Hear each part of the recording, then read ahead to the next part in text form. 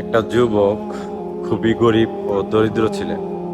ওই যুবকটা মানে কাবার আশেপাশে বাড়ি থাকার কারণে কাবা ঘরে যে আল্লাহর কাছে তার অভাব অনটনের জন্য দোয়া করবেন এই নিয়ত করে সে বের হইলো এবং কাবার ভিতরে প্রবেশ করলো এবং ভিতরে প্রবেশ করে শুরুতেই দেখলো যে একটা দামি স্বর্ণের হার পড়ে আছে ওখানে। তো উনি ওই স্বর্ণের হারটা হাতে নিয়ে দেখলেন এটা অনেক দামি।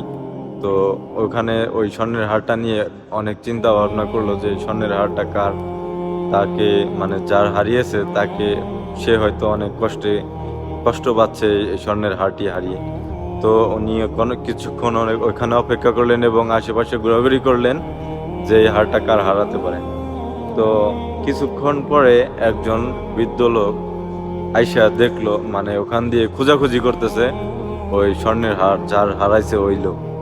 তো উনি আবার ওই যুবকটি দেখলেন যে উনি অনেক মন মরা হয়ে ওই যে বৃদ্ধ লোকটি ওই স্বর্ণের হারটা খুঁজতেছে।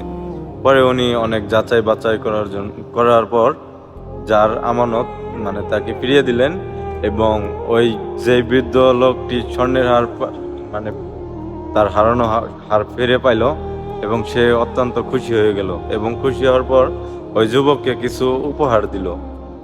ওই যুবকটি উপহারগুলো নিয়ে আবার ওই বৃদ্ধ লোককে ফিরিয়ে নিল না, না নিয়ে উনি সরাসরি ওখানেই দাঁড়িয়ে আল্লাহর কাছে মুনাজাত ধরে বলল যে হে আল্লাহ, তুমি আমাকে এই আমার ভালো কাজ ও এই যার আমানত হারিয়েছিল তাকে তার আমানত ফিরিয়ে দিয়ে আমি এই ভালো কাজের উসিলায় আমি তোমার কাছে এর থেকেও মূল্যবান কিছু চাই। আল্লাহ, তুমি আমাকে এই মূল্যবান কিছু দাও।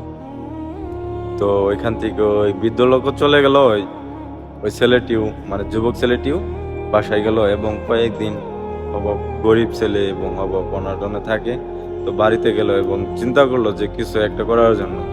তো উনি সফর করলো যে কয়েকটা গ্রাম পাড়ি দেওয়ার পর ওই গ্রামে গেলেন এবং যাওয়ার পরে ওই গ্রামে দেখলো যে একটা মসজিদ। ওই মসজিদে যে উনি আসরের নামাজ পড়ার পর কোরআন তেলাওয়াত করতে লাগলো এবং কোরআন তেলাওয়াত এত সুন্দর হইল যে ওইখানকার মানুষ খুবই শান্তি অনুভব করলো এবং কোরআন তেলাওয়াত শুনে সবাই মনমুগ্ধকর হইলো এবং সবার কাছে ভালো লাগলো। তারপর ওনাকে একটা চাকরি দিল। চাকরিটা হচ্ছে যে ওইখানকার যে ছোট ছোট বাচ্চাদের কোরআন শিক্ষা দেওয়ার জন্য ওই ছেলেকে রেখে দিল এবং ওই ছেলেকে রেখে